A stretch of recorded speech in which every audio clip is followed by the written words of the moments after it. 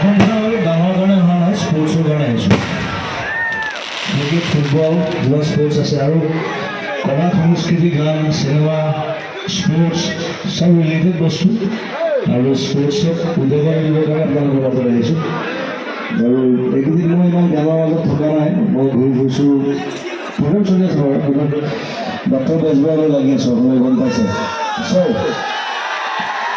মই মানে সংগীত চিনেমা হল নাই, বৰপেটাত আছে, সকলোৱে যাব, সকলোৱে চাইছে চিনেমাখন, ভাল পাইছে। বহুত দিনৰ মূৰত কৰোণাৰ পিছত আকৌ এখন ডাঙৰ চিনেমা বুলি ক'ম, কাৰণ বহুত কষ্ট কৰি কৰা হৈছে, ডাঙৰকৈ প্ৰস্তুতি কৰা হৈছে, ভালকৈ কৰা হৈছে।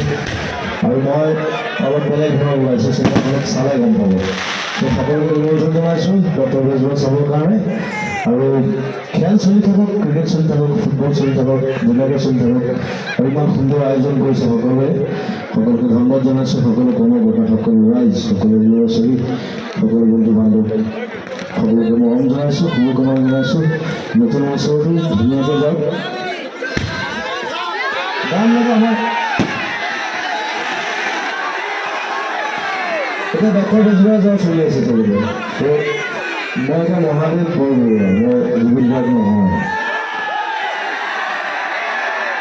আমি পাব্লিচিটি একদম বেয়া পাওঁ, কথা পাতিব যদি বগুৱা